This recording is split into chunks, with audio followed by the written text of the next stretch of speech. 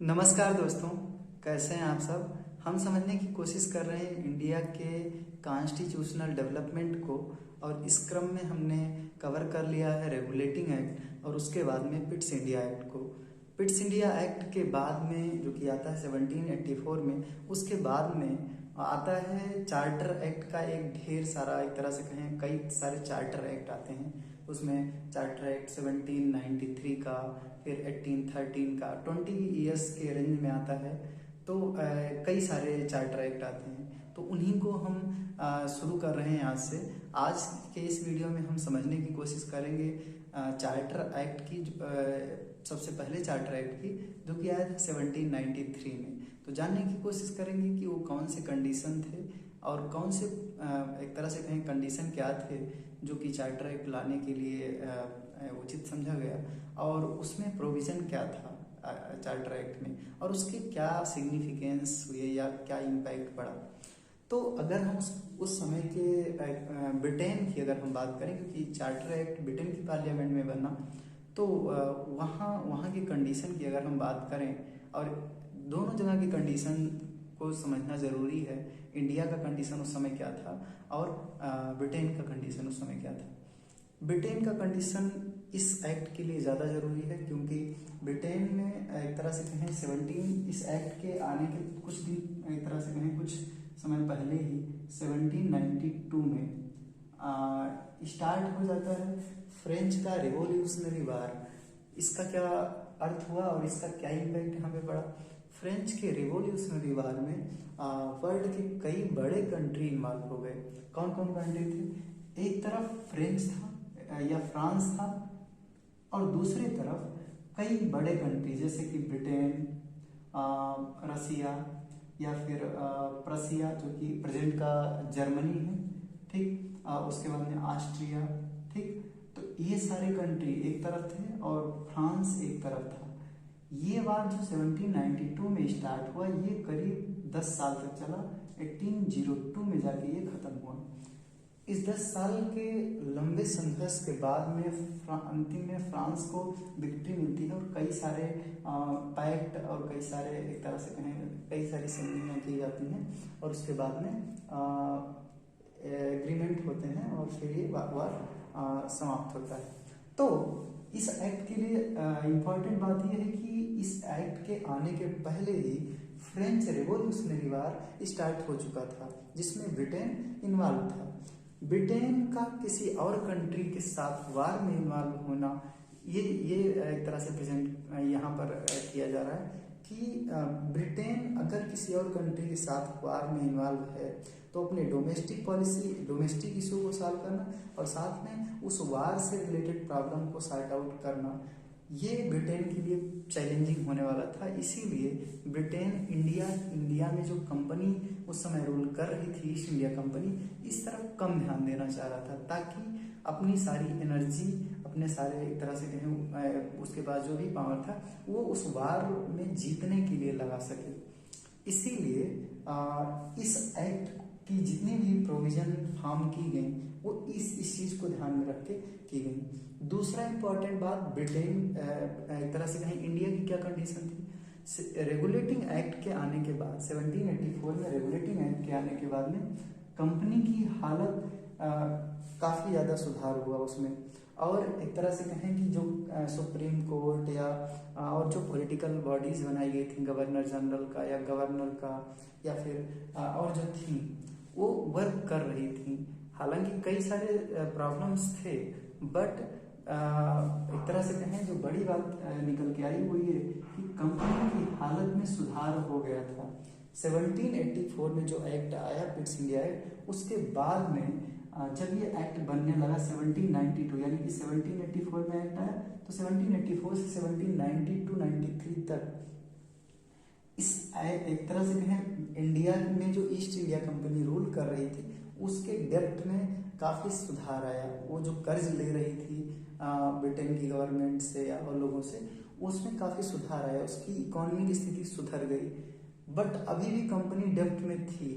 तो दूसरा सिचुएशन ये था कि कंपनी डेप्ट में तो थी, बट उसकी स्थिति सुधर रही थी धीरे धीरे, पहली सिचुएशन ये थी कि ब्रिटेन खुद एक तरह से कहें वार में इन्वॉल्व था फॉरेन कंट्री से।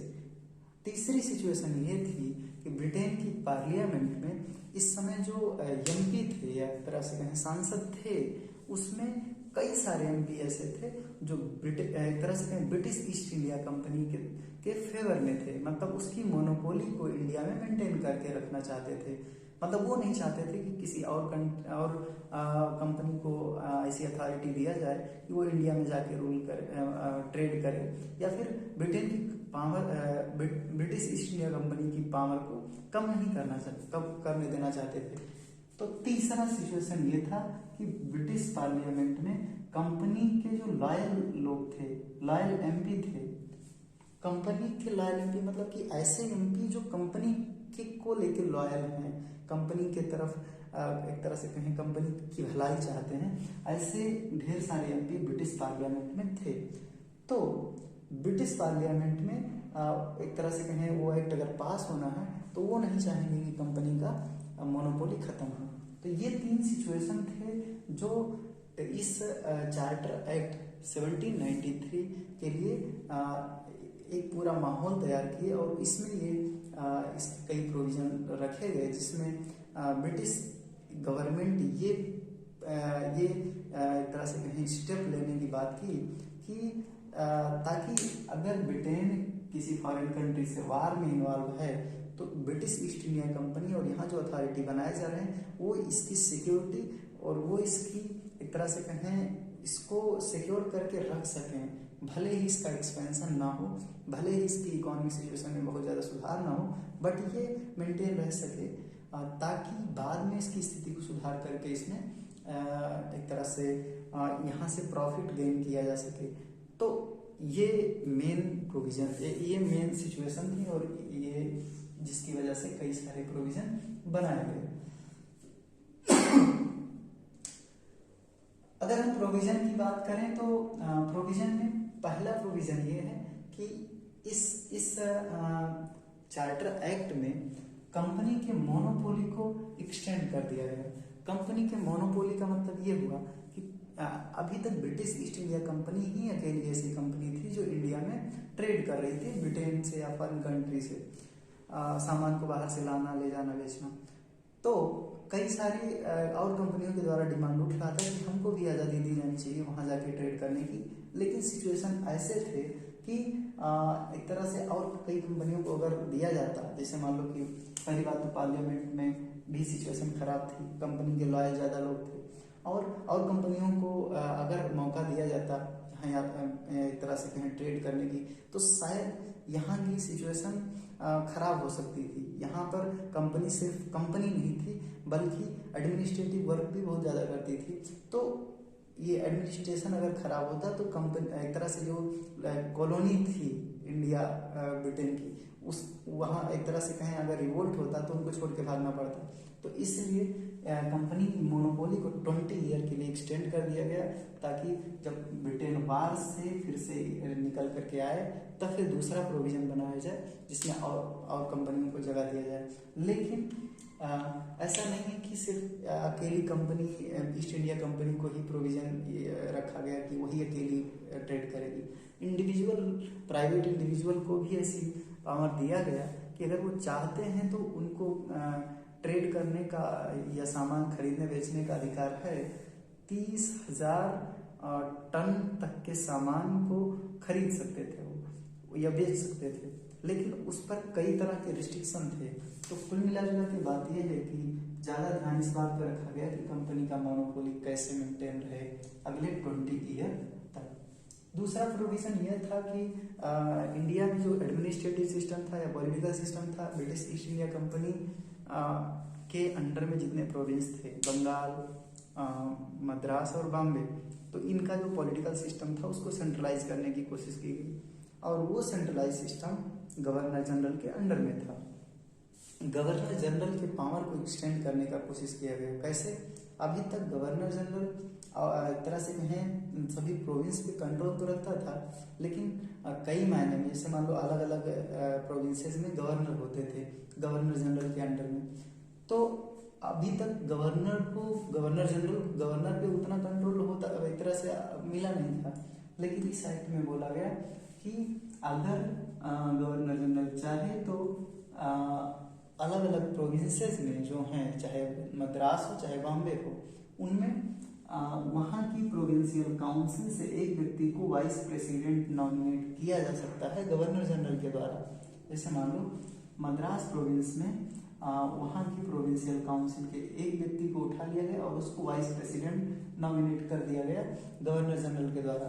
तो ये वाइस प्रेसिडेंट क्या काम करेंगे, ये उस प्रोविंस में रहेंगे एक तरह से एजेंट बनकर, किसके, गवर्नर जनरल के, यानी कि अलग अलग प्रोविंस में गवर्नर जनरल के एजेंट होंगे वाइस प्रेसिडेंट के रूप में। ये गवर्नर जनरल के अब्सेंस में जितने भी अथॉरिटी गवर्नर जनरल के हैं उसको इंश्योर करने का काम करेंगे। इसके अलावा गवर्नर जनरल को ये भी अधिकार दिया गया कि अगर वो जरूरत समझते हैं तो वो जस्टिस ऑफ पीस का अपॉइंटमेंट कर सकते हैं। जस्टिस ऑफ पीस जैसे हम देखते हैं कि एक तरह से कहें कॉलोनियल टाइम में देते थे, इंडिपेंडेंस के पहले, मजिस्ट्रेट जो कि लोकल लेवल पे जैसे डीएम होता है, तो वैसे वो एडमिनिस्ट्रेटिव काम भी करता था और जुडिशियल वर्क भी करता था। तो एक तरह से मजिस्ट्रेट लेवल का एक ऐसा पोजीशन होगा जो लॉ एंड ऑर्डर को मेंटेन रख के एक तरह से कहें पीस मेंटेन रखता है उस छोटे से यूनिट में, डिस्ट्रिक्ट में। तो उसी तरह का एक तरह से कहें मजिस्ट्रेट के एस्टेब्लिशमेंट अपॉइंटमेंट की बात कही गई। गवर्नर जनरल की काउंसिल में जितने भी डिसीजन होंगे, ये इसमें था पहले भी, इसके पहले भी ऐसा बात कहा गया कि गवर्नर जनरल की काउंसिल में जितने भी डिसीजन होंगे या गवर्नर जनरल के द्वारा जितने भी डिसीजन लिए जाएंगे वो मेजॉरिटी पे लिए जाएंगे। तो पहले एक तरह से कहें रेगुलेटिंग एक्ट में या पिट्स इंडिया एक्ट में गवर्नर जनरल की काउंसिल में 3 मेंबर रखे गए थे। उसके पहले ये 4 थे, तो 4 से घटा के 3 कर दिया गया। रेगुलेटिंग एक्ट में ये 4 था, 4 के बाद पिट्स इंडिया एक्ट में 3 कर दिया गया। तो वही कहा था कि जितने भी डिसीजन गवर्नर जनरल के द्वारा लिए जाएंगे वो मेजोरिटी बेसिस पे लिए जाएंगे। तो ये तो पहले भी था, इसका इस एक्ट में कहने का कोई बहुत मतलब नहीं। इसके बाद में है कि जितने भी कंपनी उस समय पॉलिटिकल अथॉरिटीज हैं, गवर्नर जनरल हैं, गवर्नर हैं, या फिर सुप्रीम कोर्ट के जजेस हैं, या फिर और जितने भी अथॉरिटीज हैं, उनको अपने सर्विस के दौरान इंडिया से बाहर लीव पे जाने की अनुमति नहीं दी जाएगी। अगर वो लीव यानी छुट्टी पे जाना चाहते हैं तो जाएं, बट वो छुट्टी लेकर के इंडिया के बाहर नहीं जा सकते हैं। क्यों? क्योंकि इंडिया के बाहर गए तो ब्रिटेन ऑलरेडी वार में इन्वॉल्व है, ब्रिटेन तो ध्यान इंडिया पे दे नहीं रहा है, और अगर ये लोग भी बाहर छुट्टी मनाने चले गए तो इंडिया की सिचुएशन अगर खराब होती है तो कौन ध्यान देगा। इसीलिए बहुत ज़्यादा केयरफुल होकर के इस एक्ट को बनाया गया ताकि इंडिया एक कॉलोनी के रूप में बची रहे और बाद में इसका फायदा उठाया जा सके, ऐसा इसके पीछे इंटेंशन था। इसके अलावा इस एक्ट में प्रोविजन रखा गया कि अब मतलब कि अगले 20 ईयर्स तक कंपनी के द्वारा ना तो कहीं पर कंकस्ट किया जाएगा, कहीं पर ना तो अटैक किया जाएगा, और ना ही कोई एक्सपेंशन, टेरिटोरियल एक्सपेंशन नहीं किया जाएगा। जितनी टेरिटरी इस समय कंपनी के अंडर में है उतनी ही बनी रहेंगी। अगला है सुप्रीम कोर्ट के पावर को और बढ़ा दिया गया, जैसे कि मैरीटाइम से रिलेटेड चीज़ों को भी अब सुप्रीम कोर्ट के केसेस में एक तरह से कहें जुरिडिक्शन में ला दिया गया। हाई सी से रिलेटेड केसेस, जिसे बहुत सारी ट्रेड, एक तरह से ट्रेड ज़्यादातर सी के थ्रू होता था, समुद्र के थ्रू, तो इसीलिए उससे रिलेटेड चीज़ों को भी अब सुप्रीम कोर्ट, उससे रिलेटेड केसेस को सुप्रीम कोर्ट अब सॉर्ट आउट करने लगा था इस एक्ट के बाद में। ऐसा इसमें प्रोविजन था। बोर्ड ऑफ कंट्रोल, जो कि एक तरह से पहले ये प्रोविजन था इसके पहले वाले एक्ट में कि बोर्ड ऑफ कंट्रोल के जो मेंबर होंगे वो प्रीवी काउंसिल जो है ब्रिटेन के किंग या क्वीन की रॉयल काउंसिल है, उस काउंसिल के 6 मेंबर को लेकर के बोर्ड ऑफ कंट्रोल बनाया गया था, जिसको अपॉइंट करने का काम करते थे वहाँ के रॉयल, यानी कि क्वीन हो या किंग हो।